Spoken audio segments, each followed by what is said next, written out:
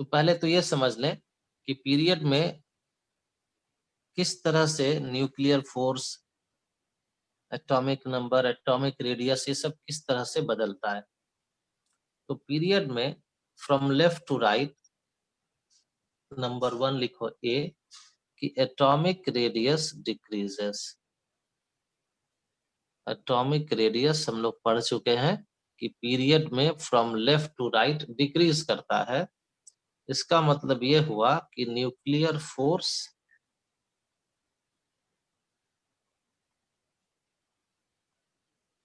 Increases. Nuclear force increase कर गया तो इसका मतलब ये हो गया देयरफॉर न्यूक्लियर फोर्स बढ़ने से डेल्टा आईएच बढ़ जाएगा,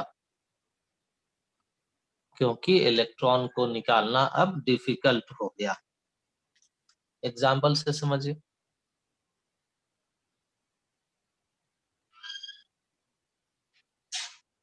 इन second period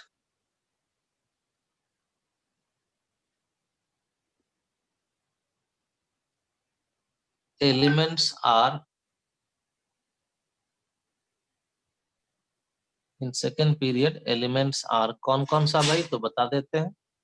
lithium, beryllium, boron, carbon, nitrogen, oxygen और फिर नियॉन, यही सब ना है। तो लेफ्ट से राइट जा रहा है, एटॉमिक रेडियस कम हो गया, न्यूक्लियर फोर्स बढ़ गया, तो डेल्टा आईएच इंक्रीज हो गया।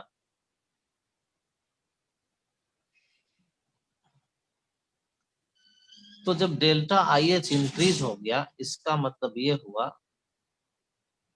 कि delta IH of lithium is less than beryllium. Lithium left में है, बेरिलियम राइट में है, और लेफ्ट टू राइट लिखा है कि डेल्टा आईएच इंक्रीज कर गया है, क्योंकि लिथियम से छोटा साइज होता है बेरिलियम का। बेरिलियम में न्यूक्लियर फोर्स अधिक है, तो बेरिलियम का आयोनाइजेशन एंथैल्पी लिथियम से कम हो जाएगा। इसी तरह से अगर कहते हैं बोरॉन और कार्बन में, तो बोरॉन लेफ्ट में है और कार्बन राइट में है, तो बोरॉन का कम होगा कार्बन से। कार्बन और नाइट्रोजन में अगर कह दे तो कार्बन का कम होगा नाइट्रोजन से। एक छूट गया, ऑक्सीजन के बाद फ्लोरीन होता है ना, फ्लोरीन, और तब लिखना नियॉन। अब ऑक्सीजन है, फिर ऑक्सीजन के बाद फ्लोरीन है, ऑक्सीजन लेफ्ट में, फ्लोरीन राइट में, तो ऑक्सीजन का कम हो जाएगा फ्लोरीन से।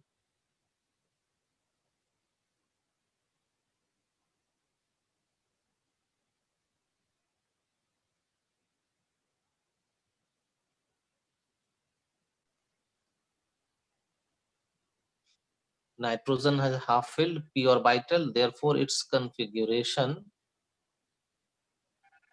is more stable.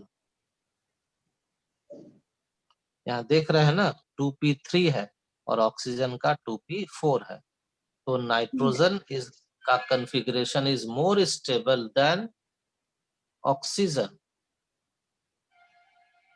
अब ऑक्सीजन पूरा लिख देते हैं, कहीं आप जीरो न पढ़ लीजिए। It's more stable than oxygen. Therefore, removal of electron from nitrogen is more difficult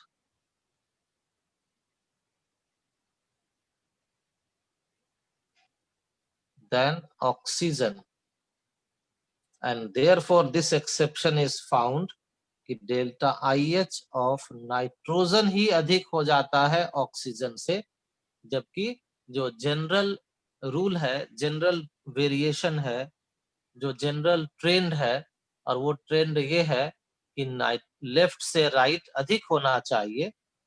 nitrogen left में है, ऑक्सीजन राइट में है, तो ऑक्सीजन का ही अधिक होना चाहिए, लेकिन नाइट्रोजन का अधिक हो जाता है, और इसके पीछे यहाँ पर कुछ एक्सप्लेन किया गया है, वही रीजन है। और ये रीजन है stability of half filled orbital in case of nitrogen.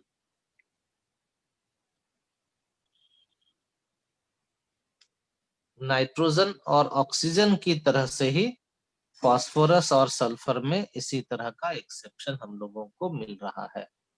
चलिए अब एक और काम जल्दी, बेरिलियम में निकलना है 2s ऑर्बिटल से, सेकेंड ऑर्बिट का s ऑर्बिटल से बेरिलियम में। बोरॉन में कहां से निकलना है? 2p से 2p1 2p से, यानी कि सेकेंड ऑर्बिट के p ऑर्बिटल से।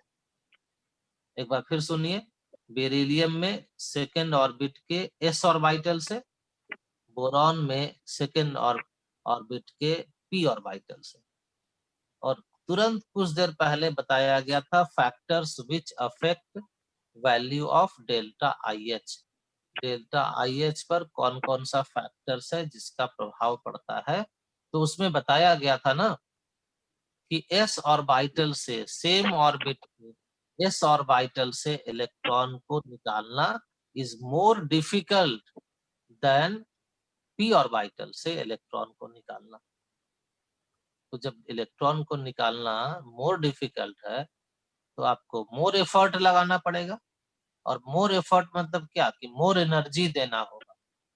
और मोर एनर्जी देंगे तो ज्यादा एनर्जी देने का मतलब है कि आयोनाइजेशन एंथैल्पी हाई हो जाएगा, और इसीलिए बेरिलियम का बोरॉन से हाइयर हो जाता है।